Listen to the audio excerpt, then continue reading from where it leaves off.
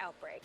Joining us now is Livia Paggi, partner at GPW. Livia, thanks so much for joining us, especially we have a really important week for Italy as they begin to reopen. As you can see there, the ECB has really stepped in to support Italy on the monetary side. We know we're going to have this relief fund on the fiscal side. What does Italy do with this money? Italy right now is really going to be focused on trying to rebuild its economy. It was already stagnant before the epidemic broke out, and now it's expected to contract between 12% this year. So Italy is going to be really focused on trying to revamp its tourism industry and also its manufacturing sector, two industries which make up the country's economy.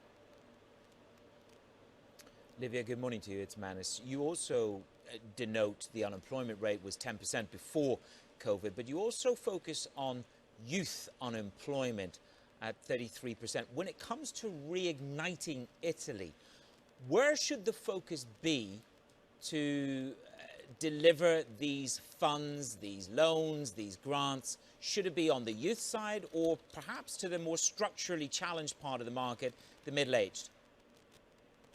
I think it needs to be focused on both areas, but certainly youth unemployment has been a big issue for several years. They have youth, as a result of various labor reforms, they have contracts that aren't full-time, and they've really suffered significantly over the past few years. And I think, by revamping various sectors, including the education, tourism, this is really going to give a boost to the youth and give them places in the economy. Livia, you noted that recent polls show that 67% of respondents feel that they feel disadvantaged being part of the EU. Even though they're about to get this relief funds, we see the ECB supporting Italy. This always becomes a big topic as well when we go into elections in Italy. Do you think that given the pressure that's going to be on the economy, we can see even more Euroscepticism when it comes to Italian politics? Absolutely. What we see is really the populism growing in the wings at the moment. Over the past year and even over the past months, the right-wing groups, the Lega and the Fratelli Italia, have increased in the polls.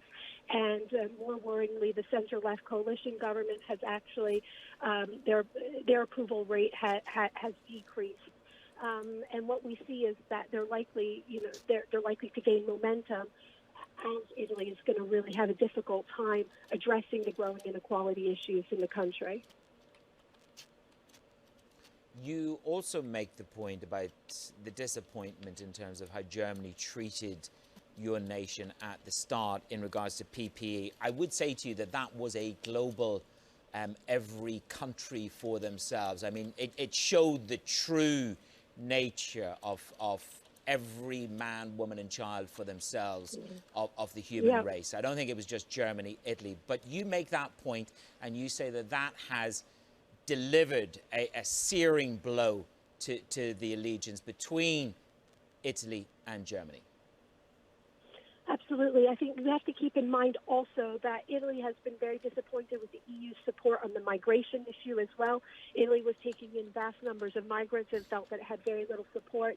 Then the pandemic came, and the immediate reaction was to erect borders, but some support was coming from China instead of Germany. And there was a sense of real disappointment in the EU's ability to come in and step in and help Italy, which was one of the first countries that was hit by the pandemic. Livia, I wanted to ask you something. Italy recently promised to subsidize the purchase of new bicycles for city dwellers. What's going to be the reaction in Germany to if they were to use funds for things like this? I think the EU package is very leaning towards trying to tie it into the green agenda. What the EU recovery deal has said is that we will give investments, but they do need to be tied to certain areas of reform, including the Green Deal. So probably this could be a positive step, and they would be able to get some source of funding for it. And I'm sure if it's Italian bicycles, they'll be very, very stylish. Livia, thank you very much. Livia Paggi, partner at GPW. Well done. Thank you very much for joining Anne-Marie and myself. Coming up on the show,